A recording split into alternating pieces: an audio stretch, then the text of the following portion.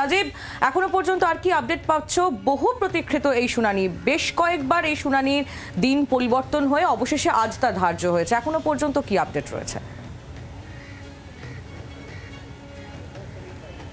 দেখো, সম্ভাবনা রয়েছে এবং মামলাটি একটু পরের দিকে তালিকাভুক্ত রয়েছে। সেক্ষেত্রে মনে করা হচ্ছে দুপুর 2টোর পরে এই মামলা আসতে পারে।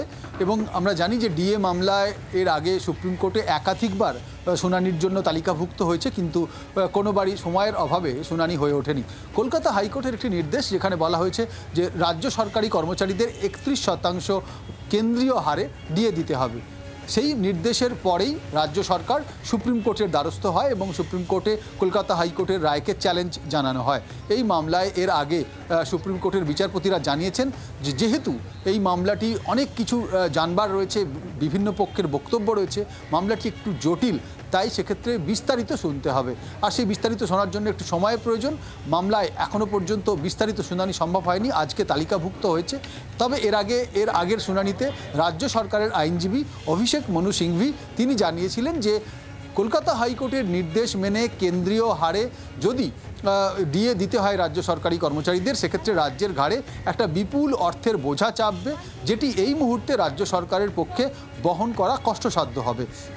এবং পাশাপাশি তোমাকে জানিয়ে রাখি যে এই মামলা যতদিন ধরে চলছে তার মধ্যে রাজ্যের মুখ্যমন্ত্রী মমতা বন্দ্যোপাধ্যায় তিনি ডিএ একাধিক দফায় কিন্তু তিনি ঘোষণা করেছেন, অর্থাৎ রাজ্য সরকারি কর্মচারীদের ডিএ বাড়িয়েছেন।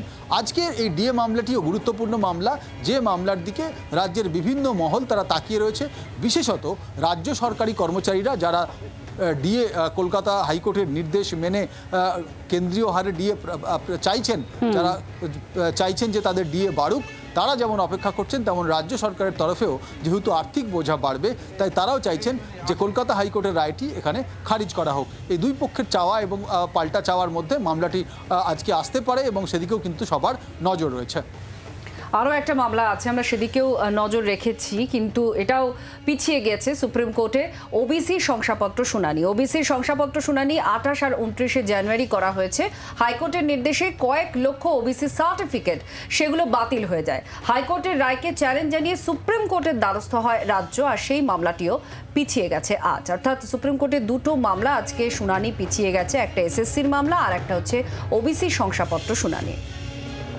এই নিয়েও আমরা রাজীবের থেকেই আপডেট নিয়ে নেব। আমাদের প্রতিনিধি আমাদের সঙ্গেই রয়েছেন। রাজীব, এই বিষয়ে তোমার কাছে কি আপডেট রয়েছে এখনো পর্যন্ত?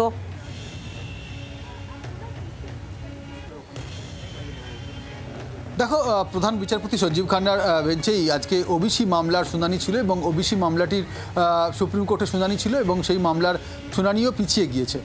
ঠিক হয়েছে আগামী 28 এবং 29 জানুয়ারি এই মামলার পরবর্তী শুনানি হবে এবং এই মামলাটিও দীর্ঘ শুনানির প্রয়োজন। কলকাতা হাইকোর্ট কয়েক লক্ষ ওবিসি সংরক্ষণের রাজ্য সরকারের যে নির্দেশ, যে শংসাপত্র দিয়েছিল, সেই শংসাপত্র দেওয়া খারিজ করে দেয়, বাতিল করে দেয়, যার ফলে রাজ্যের বিপুল সংখ্যক মানুষ তারা কার্যত ভোগান্তির মধ্যে রয়েছে। রাজ্য সরকারের আইনজীবী কপিল সিবাল এটি সুপ্রিম কোর্টে তুলে ধরেছিলেন এবং তারা একটি স্টে অর্ডার চাইছিলেন, স্থগিতাদেশ।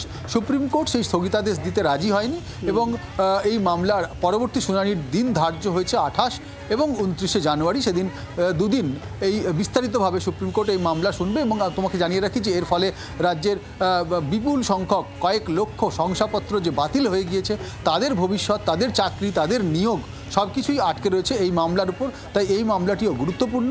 এই মামলাটির আজকে শুনানি ছিল, মামলাটি পিছিয়ে গিয়েছে, আগামী 28 এবং 29 জানুয়ারি এই মামলার শুনানি হবে। বাংলার আওয়াজ, বাঙালির আবেগ, জি 24 ঘন্টা।